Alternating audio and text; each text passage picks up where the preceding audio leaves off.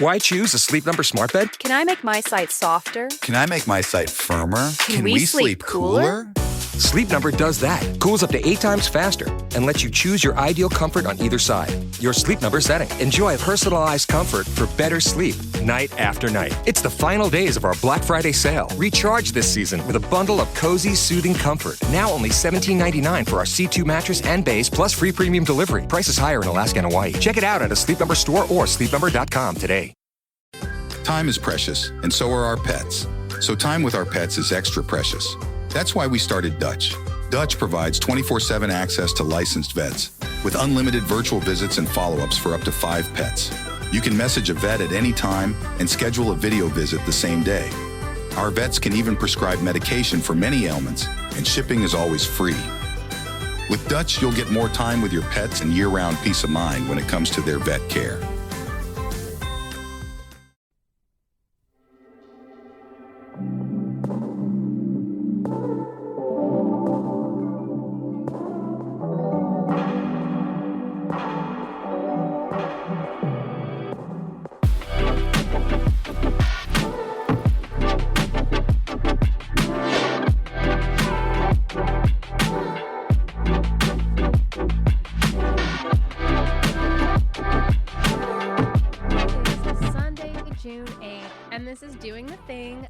Sadie and I'm actually here with my More Than News co-host, Stauney Hansen.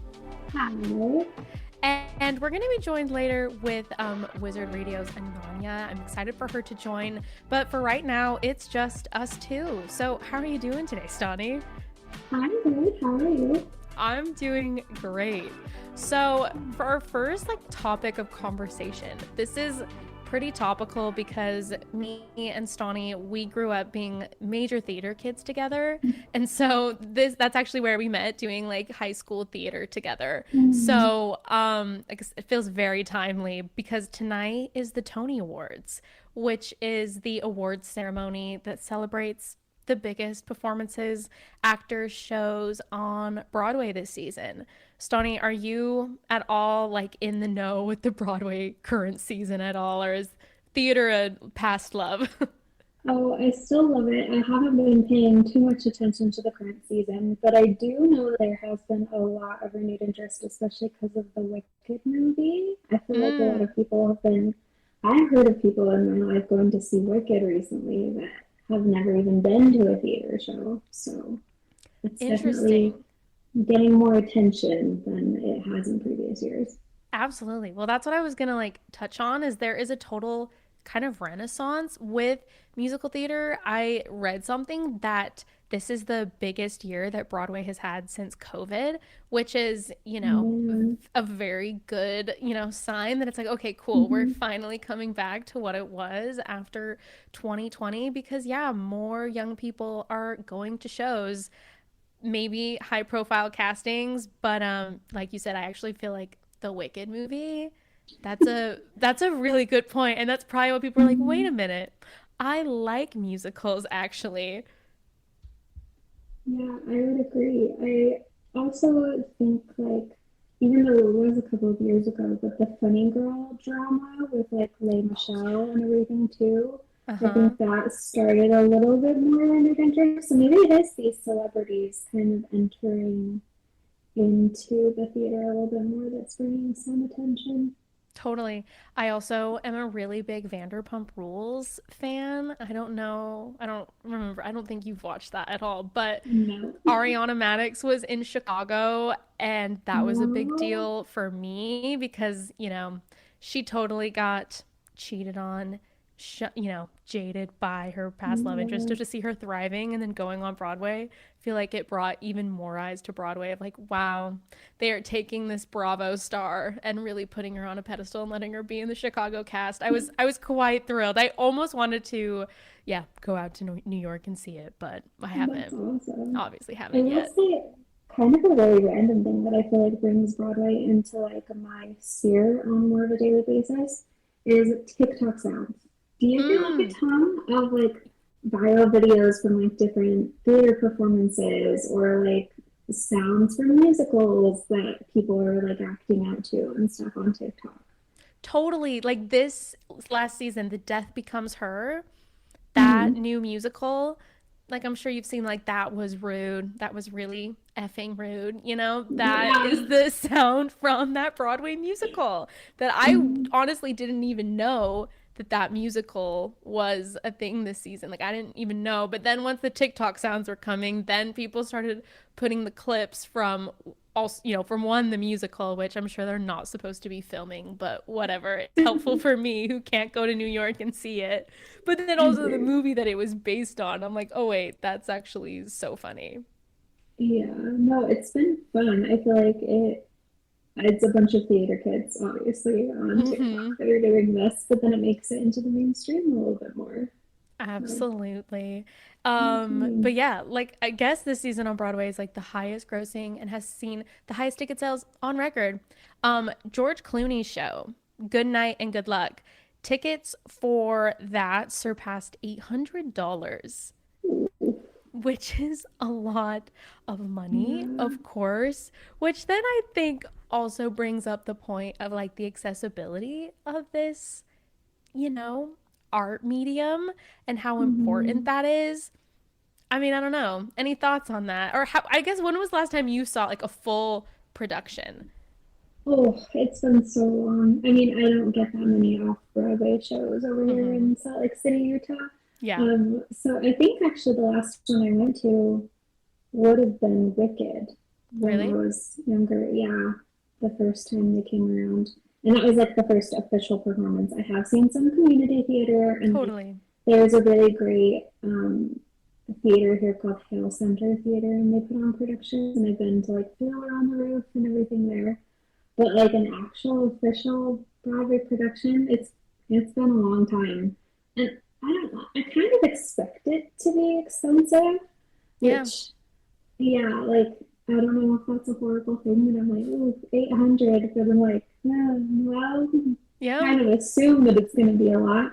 But I do think that, like, community theater and other outlets making theater more affordable is helpful in ways that helps draw more attention to people and everything. Absolutely. It's like, of course, Broadway shows, professional shows. That's an awesome thing. Love that. You know, I went to New York once when I was like 12, 13 years old, saw Wicked, saw Mamma Mia and Mary Poppins, which like still remember those. Those shows were incredible. Like that was, you know, well over 10 years ago. And I'm still just like, oh, wow, you know, basking in those shows. But I haven't been to like a full on like professional production. Same with you for a very long time. So I agree. I think it can, you know, make it accessible to just have community theater and enjoy that. Absolutely. I agree. Hello, we are officially joined by Ananya. Welcome to Hello, this afternoon. How are you? I guess Thank evening you. for you. I'm good. Yeah. I'm good. How are you guys? Good. Good. We were just talking about the Tony Awards that are happening tonight, Broadway musicals, community theater, all of those fun things. Are you like a musical fan at all? So, I've not actually attended one yet, but there are some that are on my list and I'm really keen on doing so. I was actually just having a really interesting conversation with my friend about how um so much celebrity casting is happening, and like we have a lot of like established people in the movies going into theater again, and how so it kind of draws like this paradox between some people start out in the theater and then build it up to going in the movies, and then there are some people who start out in the movies and then to kind of prove their worth as actors go into the theater. So it's a really interesting just sort of parallel that comes up there. Yeah, that always makes me think of Hugh Jackman, how he like did the Wolverine movies and then was like, actually, I want to do musical theater. Yeah. It's also funny too, like I think you said, it's almost like a way for certain actors to prove how serious they are because they go and do like a very serious play on Broadway and they're like, see, I know my craft, you know? Yeah, exactly that. I saw that Tom Felton, is it? He's coming Oh back as yeah. Draco on the Cursed Child musical in New York. Yeah, Oh, I I hadn't just heard saw that. that he is coming back to be Draco Malfoy again, which is a Good for him. It's quite exciting. That's definitely gonna pull a lot of audiences for sure. There's a lot of Malfoy fans. They're gonna flood the theaters to go see him. Yeah, I was gonna say, I feel like if there's one way to bring people to the theater, I think tap into some like Malaysia, like that is absolutely the way to raise your ticket sales, is by finding a way to do that. 100%. Definitely. Yeah. Mhm. That's so funny. I also know like Sadie Sink is in a play in on Broadway right now. I have a friend of mine who like flew out to go see her in that, and she said it was Wow. absolutely incredible. I have to think of the play really quick. Hold on. Pending. I'm gonna find this out. John Proctor is the villain. That's what she's in. Oh, okay. Ah, Hmm. wow. Have you guys been to any musicals or theaters recently? No, we were both saying that we haven't, which we were like huge theater Mm, kids growing up. So Hmm. I've wanted to go back to like New York again and like see Broadway musicals. It's like on my bucket list for the year, but we'll see if that actually Mm. pulls through. But yeah, Hope it same. does. Yeah, me same. Yeah. too. Trying to plan a trip to New York for a while now, so maybe we'll see. What musicals would you be more inclined to like go check out and see? I've heard a lot of good things about a couple of ones here in London. So I've been meaning to go see The Lion King, which I've also heard is, I Mm, think, going off. Like it's going to stop happening sometime this year. So that's one that I really want to make happen as soon as I Mm-hmm. can. There's I've heard good things about the Frozen one and Matilda. Mm-hmm. So those two as well. There's actually so much. I want to see Hamilton. I want to see Wicked. I Mm-hmm. want mm, to see there's this new the Del West Prada one that's also up right now. So there's a lot many on my list. I just need to Mm-hmm. start actually getting to Start them. doing it. Yeah.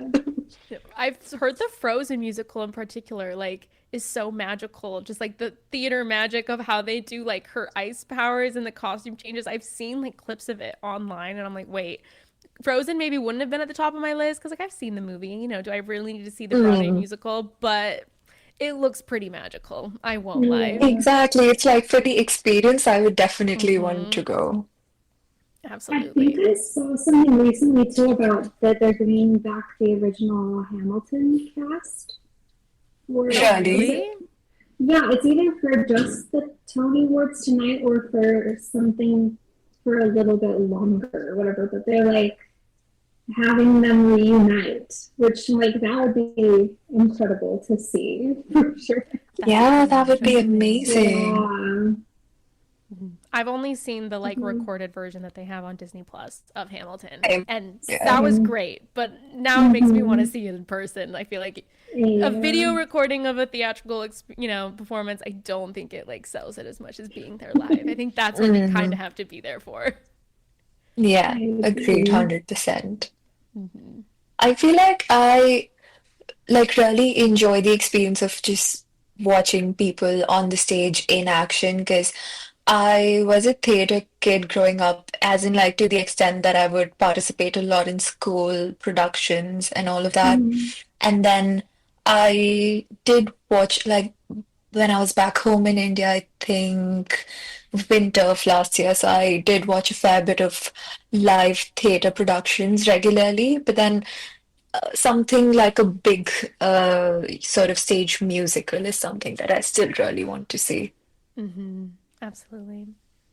I Yeah, think seeing people like give their all, like actors, especially in performers, like the singing, the dancing thing, it's inspiring just to see someone like obviously they worked so hard together and like everyone like seeing a whole production get together where it's like the lighting, the audio engineers, like it's so many moving pieces for a theater production. So to like see it all come together in, that's like the most inspiring part of it. It's like, wow, everyone worked so hard to be able to do this. Yeah. And to Yeah. me, one more thing that really just kind of comes into my head whenever I'm in like a live production, it's like you actually remember all of that. Like you know when to say what and when to sing what. Yeah. Like they know when to cue the light exactly and they get it right every time. It's crazy, actually. So Yeah. much work. Yeah.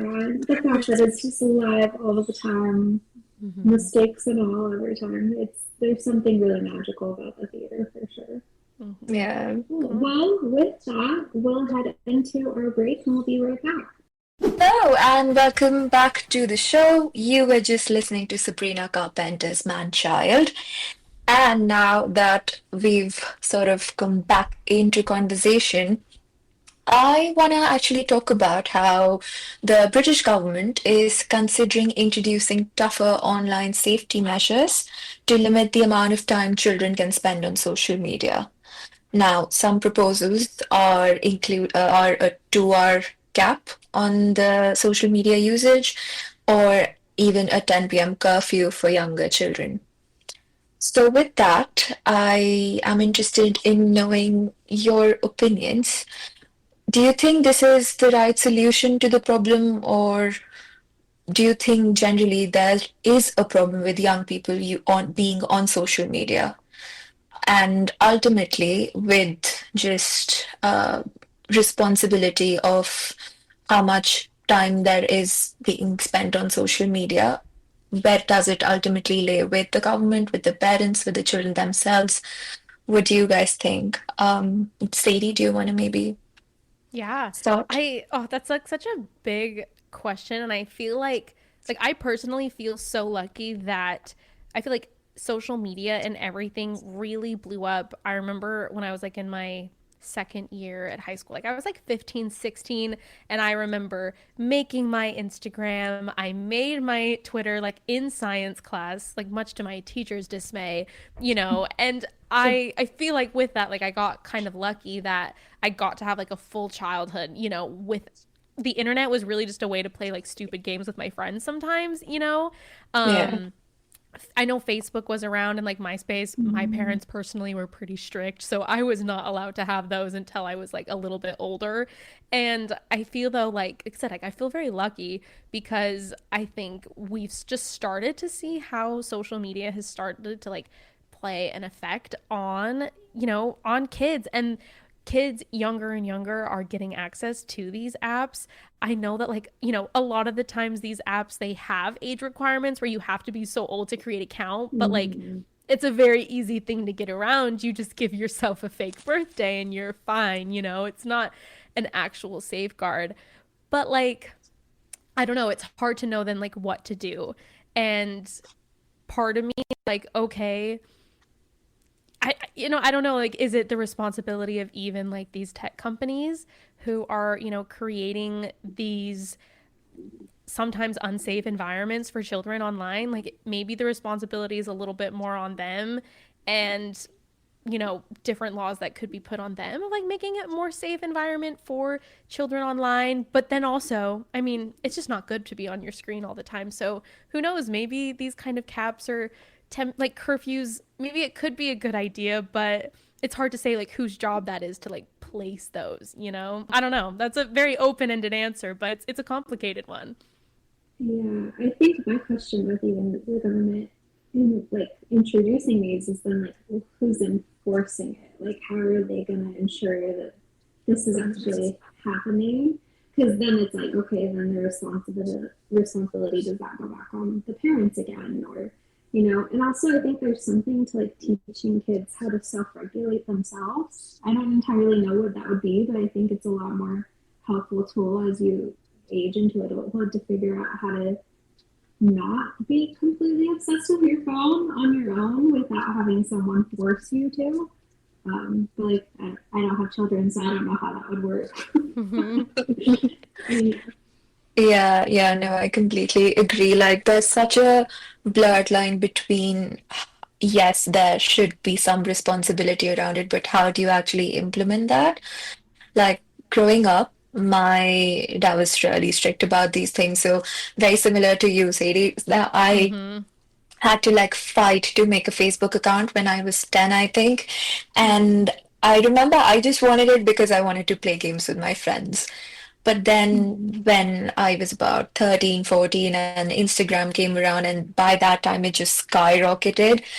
So I do think some limits are important.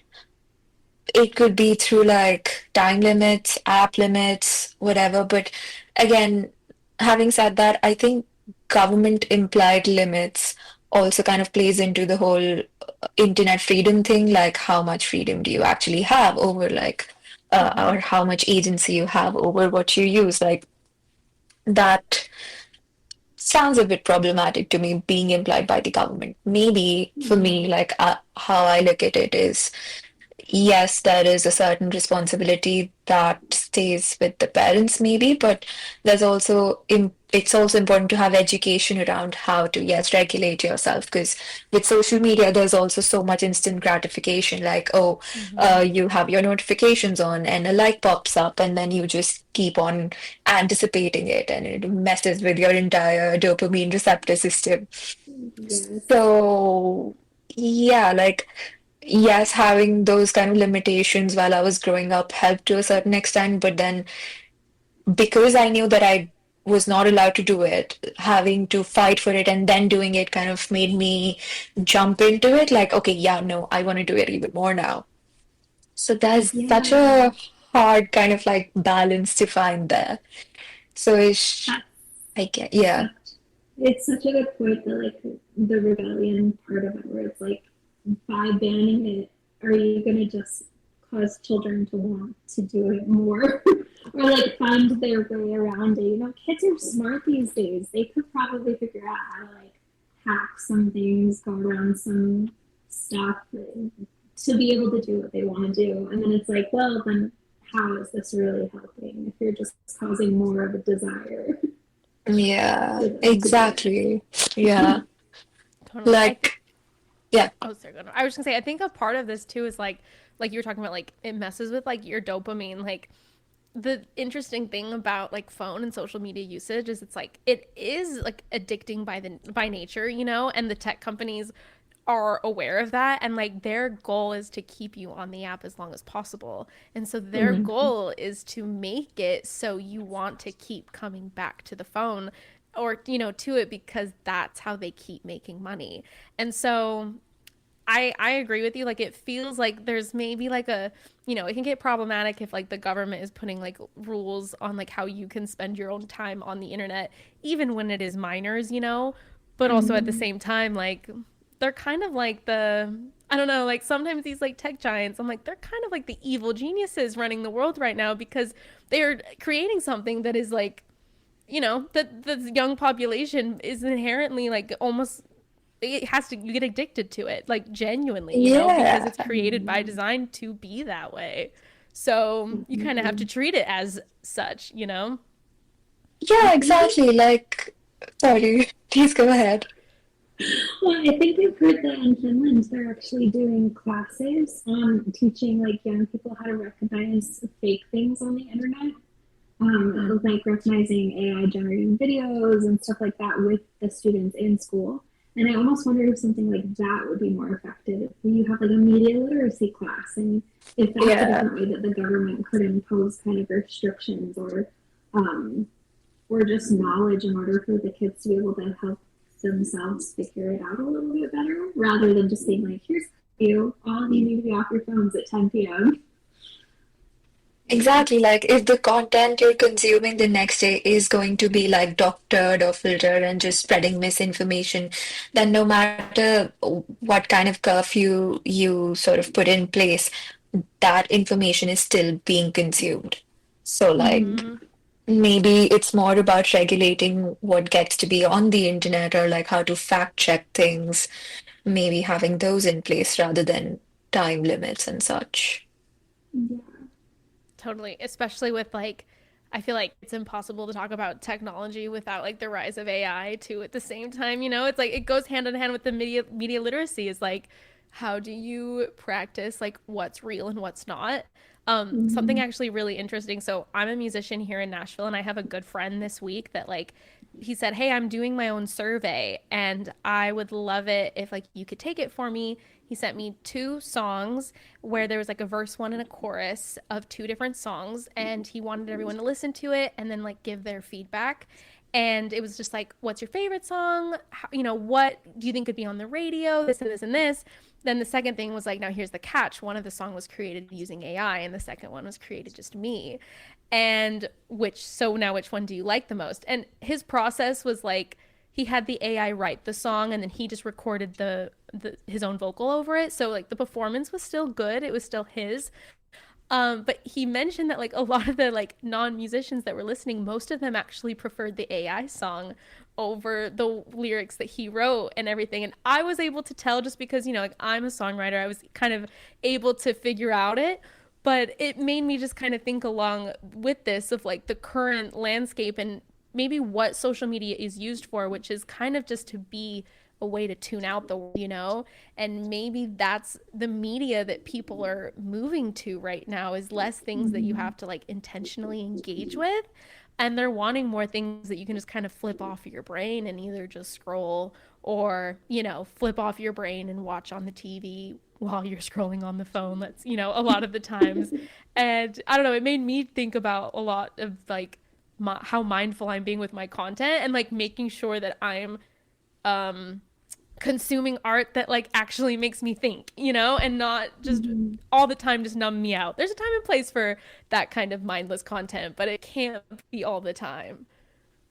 Yeah, I agree. Like nowadays, there was just this string of memes which were AI generated, and those like got into circulation a lot, and people started getting really into them. It's like, okay, so now is meme creativity also being taken over by AI? Like, what is even real anymore? So yeah, that was a little.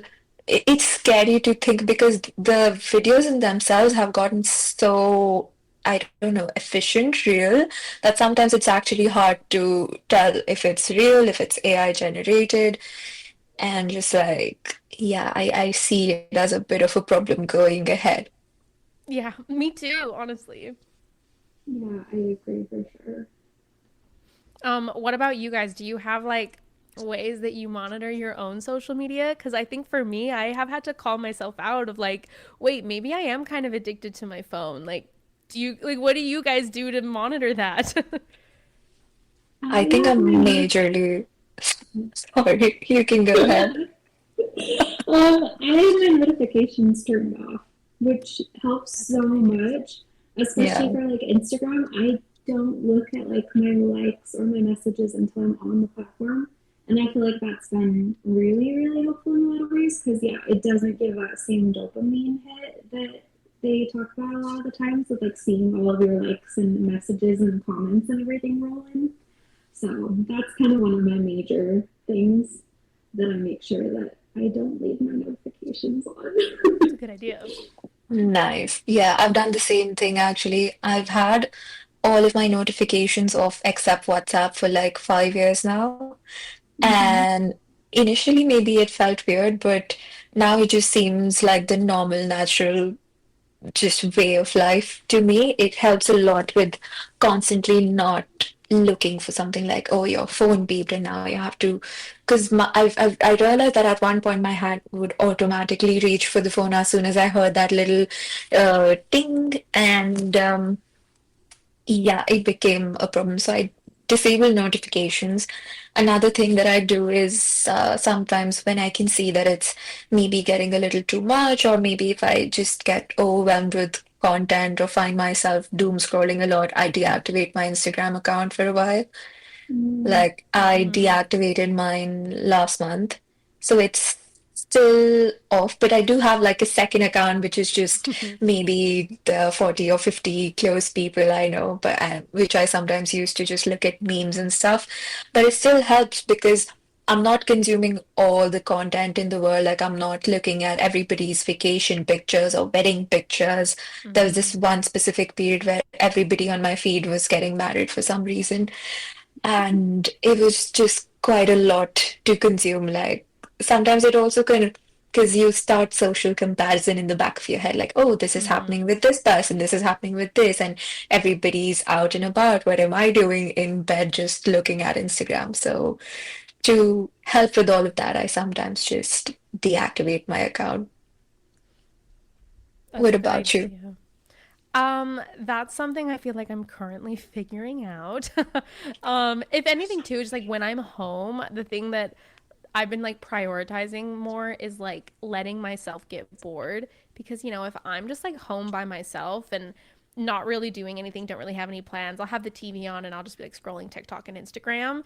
And even though like I have a whole apartment full of things that I would love to do, I have guitars, I have keyboards, like I have so many activities around that I love to partake in, but some like I don't find myself doing that as much. So like lately I've just had the practice of I'm like, okay, let's just keep the phone in the other room, So if I'm bored, my first instinct isn't just to like take my phone and start scrolling to give me something to do. It's okay, get up, move, go into the room where my guitar is, or even get up, go make some food, anything that like requires me to be a little bit more intentional rather than just having the phone like right by me, that I'm just like, okay, let's just, waste an hour of my evening scrolling, which like you don't actually feel well rested because your brain is still Yeah, going. So that's been the exactly. biggest thing for me is like let my brain get bored and then go see what I feel like doing. Don't just immediately try to solve the problem with TikTok or Instagram or something like that. I love that actually. I think that's such a nice idea. And like I'll try to implement that as well because I feel like outside of work I have no time for myself at all. And then I realize Mm-hmm. I'm working the same 8 hours as everybody else in the world does. The where my time actually goes is on Instagram. So it'll be like Mm-hmm. 2 hours in the morning and you don't even realize you could have done so much else with that time. So yeah, that sounds like a really nice strategy to just implement and have in place. Mm-hmm. Because totally, I've done that same thing. I'm like, ugh, I have no time, and then I look at my daily screen limit or time, and I'm like, oh, Yeah. that's where it all went. Oops. Always where it goes. Yeah. Yeah. One thing that I was just thinking about, so I had social media pretty early on when I was younger, basically as soon as the age limit allowed. But one thing that we didn't have was smartphones. So every time wanted to be on like Facebook to talk to my friends, I had to be on my computer. And I've noticed that like I still kind of do that with some platforms where I don't really get on them on my phone. I only get on them when I'm on my desktop. And then it's like limiting myself to make sure that I'm not doing it all of the time. Mm-hmm. So that's even another way that I think that I help limit it is making sure that I'm not doing it all the time on my phone, on the go, anywhere where I'm accessible constantly, but only at specific times where I'm a little bit more aware of how much time I've been there and what I'm doing with that free time. Mm-hmm. Yeah. Yeah, because when you have the desktop in place and you have that thing open, it feels like you're doing something. Like I don't know how to explain it, but you realize that you're on the thing instead of your phone just feels like second nature. So you Mm-hmm. don't realize the time you've spent on it. Totally. It's Yeah. like a more intentional step of like, I'm choosing to be on Instagram right now. And that's Yeah. okay. We can choose to use these platforms. Mm-hmm. They're an incredible thing that provide a lot of good things too, Just as far as like, I mean, I think we're all creators, and so the amount of times that we're posting about our podcast or promoting it, like we are able to do that because Instagram has made it a little bit more accessible to just share what you're doing. And Mm-hmm. so it has so many great things. And for a lot of the time, that's why I was like, so I can't take a break because that's what I do for work. Mhm. But there's a way to have a healthy relationship with it beyond Mm-hmm. that, of course. Yeah, certainly. I think it all kind of comes down to finding a balance, Mm-hmm. which is what this conversation started with in the first place. So, Yeah. but maybe it just looks like not government regulated, but having our own ways to regulate it. Mm-hmm. Mm-hmm. And also, like, maybe more like the focus is on like education, of the Yeah. internet Mm. and self-regulation and everything. Like, maybe that's the way that if we as a culture are recognizing this is a problem, cool, this is something that we could do about it instead of, hard curfews, or like you said, Stauney, kids are smart. They'll always find a way around that Yeah. anyways. Yeah. Well, and it's going to be more applicable for them for the rest of their lives if you're teaching them like how to self-regulate rather than like, okay, at 10 p.m. you're not allowed to do this anymore. Like that's not going to work once college or even like later in high school comes along. So totally. Absolutely. Well, anything else that like we have to say about social media? If not, I think we could take it to the next break because I think we've hit on a lot of good things today. Yeah. Yeah. All right, cool. We will take our next break. Hello, we are back, and you just listened to Nice to Each Other by Olivia Dean. And since we've been speaking of the internet and what's been happening, what's not, there's another thing that comes to mind. We're officially entering summer 2025, and yet, for the first time in a while, it feels like there's no clear like song of the summer or artist of the summer yet. So, first of all, do you guys agree? Like, it might just be something I think, or is it a general consensus? And what artists are you hoping will have a big moment this summer, this year? Are there any like songs which you guys kind of come back to just to feel like you're in summer again? Because I know I do, but I'll start with Sadie. Yeah, I think that's pretty accurate. I feel like a lot of what I've been seeing this summer is people harkening back to last summer, which are people are still talking about, oh, can we do Brat Summer again? They're bringing up Chapel Roan because she had a huge summer. Sabrina Carpenter, of course, she just released a song. We listened to it not that long ago. I mean, that song just came out, so it's hard to know what the longevity of it will be. But Espresso was huge last summer with Please, Please, Please. Like, it just feels like last summer there were just such obvious contenders and huge things happening in music. And with this summer, I don't really know if anything new. If you look at the top songs like on the Billboard in the US, they are full of hits from last year. Like, it's just been hard period for songs in 2025 to really like hit, and Yeah. it's been interesting that a lot of it is carryover big songs from last year. So I don't know. It's kind of been weird to see, and I'm interested to see where the rest of the summer goes. yeah, I feel the same. I don't feel like there's been a general consensus. And I've even caught myself listening to music from last year, even though I generally try to, be on top of what's releasing. But yeah, I don't know. I'm always hoping that Sabrina Carpenter will have more and more music. Like a big fan of that. And as much as I love Manchild, I don't know if it'll make it to the hit of the summer. Mm. Yeah, it has been a little slow, like compared to last year. And I feel like in the music space generally, it doesn't feel like summer to me yet. I am Mm-hmm. owing most of that to the weather in the UK as well. There's the sun has been up in just bits and pieces. So I'm hoping that improves, but I do constantly find myself looking forward to, oh, maybe, we'll have a hit soon. Because Mm-hmm. last year it started really early on because Billie Eilish came out with her new album. So I was for Yes. most of the summer listening to that, and we had Brat, and we had Sabrina Carpenter. It was just the girls were having a summer. But Mm-hmm. this year, I don't know, maybe I was really, I mean, I still am looking forward to Lord's music.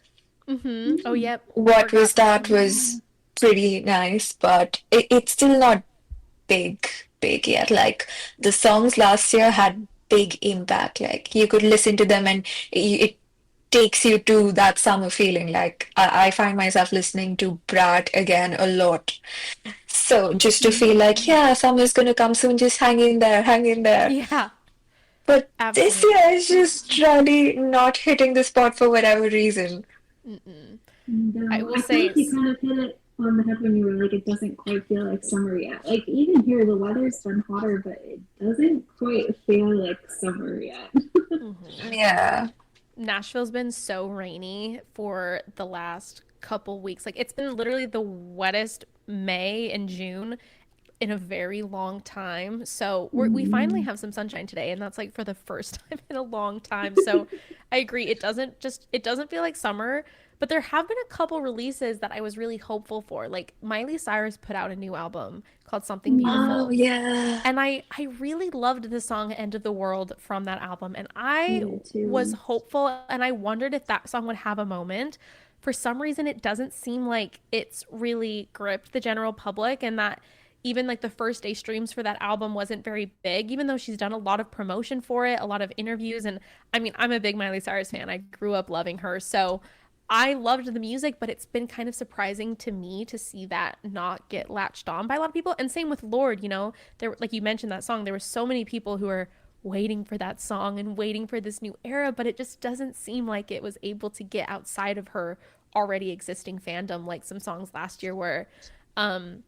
Continuing with Brat though and Charlie XCX, I don't know, Addison Rae I kind of put in that same world, and she put out an album this Friday that I think, I don't know, I feel like Addison Rae pop takeover is coming. I That is the Yeah. train I believe in the most of anything I've seen Mm. that's come out lately.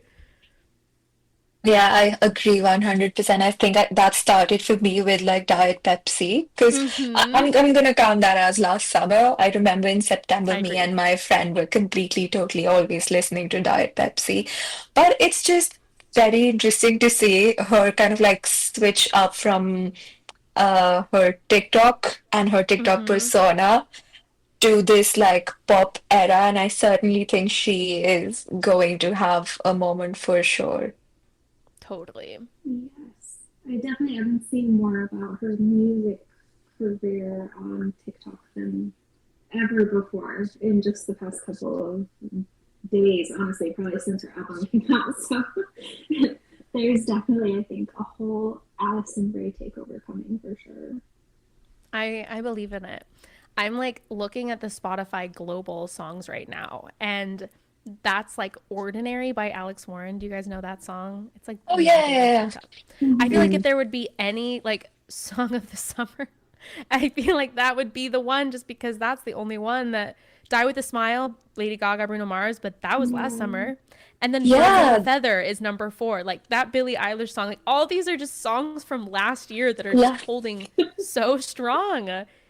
It's crazy. Yeah. It's Maybe actually insane. we need some releases coming Hmm. very soon. True. Even though like Chapel Roan, she put out The Giver a couple months ago, and I feel like last summer she Mm, had everyone, you know, in the palm of her hand, but that song didn't hit either. I mean, it hit for me. I love that song. And all of these songs I'm talking about, I love them. It's just for mhm. some reason in like the general public, they're not breaking out of the fandoms, and it's weird. It really is. Even like on Instagram, because I Hmm. remember a lot of these hits from last year, which are still around, were huge on Instagram. And that Hmm. kind of contributes to why they're so big. But right now, the only thing that plays on my Instagram is that Pretty Little Baby song. Have you Yeah. guys heard of it? Yes.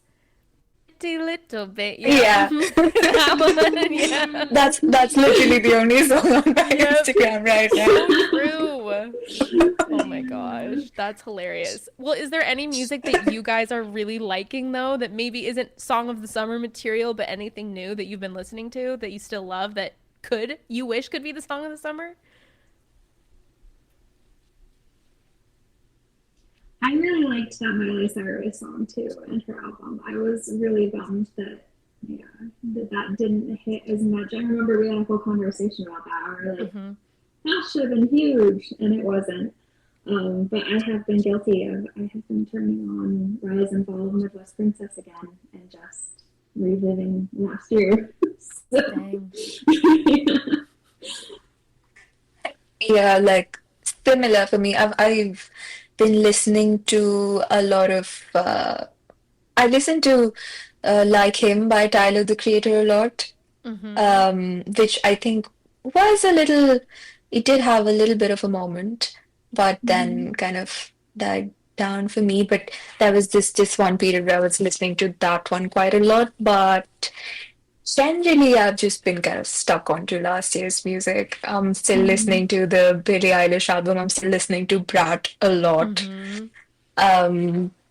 So I'm just kind of hoping that something kind of comes up soon because it just doesn't feel like summer, It's not Mm-hmm. refreshing. It's kind of dull. Yeah. Man, well, I'm like, hate to end on such a pessimistic note and pop, but here's our challenge. I'm like, all right, pop stars, give us our song of the summer because we're waiting for it. We're Yeah. waiting for it. But I think that's all that we have time for on doing the thing today. So thank you, Stauney and Ananya, for joining us today. And do you want to shout out where listeners can find you guys? I know Stauney will be shouting out what I'm on too. So shout us out. What's everyone on? Yeah, you can find me and Sadie on More Than a Muse. We have a podcast comes out every Monday, and we're also on all of the social media at the same handle, More Than Muse podcast. So come check us out there. Mm-hmm. And you can listen to me every Saturday on Biz Radio at 1 p.m. Yeah. Perfect. And, there are new episodes of Doing the Thing live on Wizard Radio every Sunday from 8 p.m. UK time. And that'll be on the podcast platforms on Monday morning. So we'll see you next week. And thanks for joining us today.